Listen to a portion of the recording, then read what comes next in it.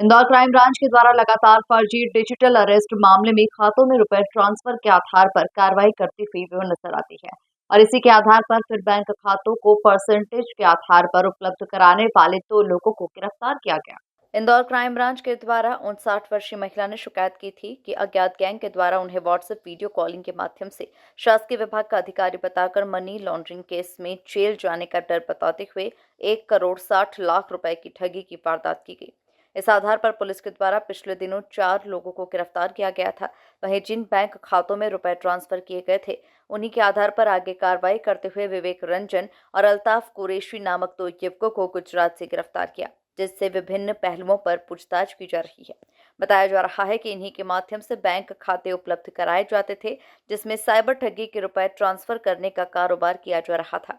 फिलहाल पुलिस पूरे मामले में पूछताछ में जुटी हुई है। डिजिटल अरेस्ट के 1,60,00,000 रुपए का जो अभी डिजिटल अरेस्ट हुआ था कुछ दिनों पूर्व, उसमें हमने पूर्व में 4 आरोपी अरेस्ट कर लिए थे और अभी पुनः गुजरात से विवेक रंजन, एक नडियाड जिला खेड़ा और एक अल्ताफ कुरैशी, ये उमरेठ जिला आनंद, ये गुजरात के 2 आरोपियों को हमने पकड़ा है। इनका टास्क ये रहता था कि ये इसमें से एक पार्टी जो खासतौर पे विवेक रंजन है, ये अकाउंट खरीदते थे लोगों को बता करके कि हम आपका अकाउंट यूज करना चाहते हैं। ये नहीं बताते थे कि वो फ्रॉड में यूज करना चाह रहे हैं। और जो दूसरा व्यक्ति था इसमें अल्ताफ, वो उसने इनको विवेक रंजन को कहा था कि हमें अकाउंट चाहिए, तो इस तरीके से ये ऊपर उस अकाउंट को पहुंचाते थे और उसका कुछ कमीशन लेते थे और ये इस तरह के फ्रॉड के जो पैसे होते थे वो इन्हीं अकाउंटों में ट्रांसफ़र होते थे।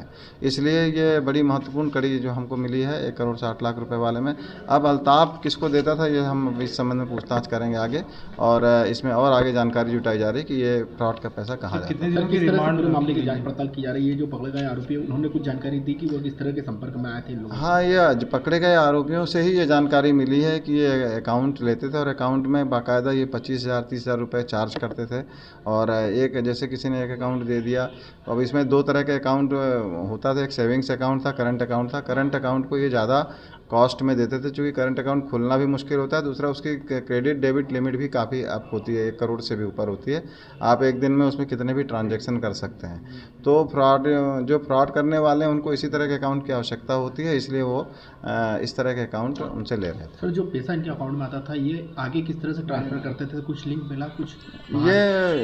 ये अकाउंट के माध्यम से ही हम इन आरोपियों तक पहुँचे। जो अकाउंट में जो पैसे ट्रांसफ़र हुए हैं, तो अकाउंट होल्डर कौन था, फिर उसकी जब जांच की गई तो इसमें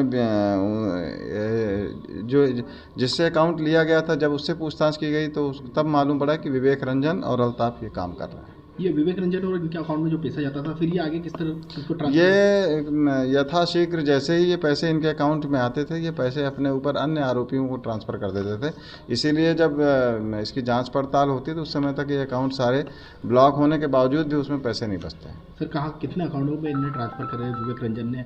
कुछ सामने आए कितने अकाउंट? अभी ये अपने फ्रॉड के पैसे तो इसमें अकाउंट में ट्रांसफ़र हुए ही हैं। अन्य इनके अकाउंटों में जितने भी ट्रांजैक्शन हुए, लगभग 1 करोड़ 1.5 करोड़ से ऊपर के ट्रांजैक्शन हुए हैं इनके अकाउंटों में, तो उसकी हम अब जांच कर रहे हैं।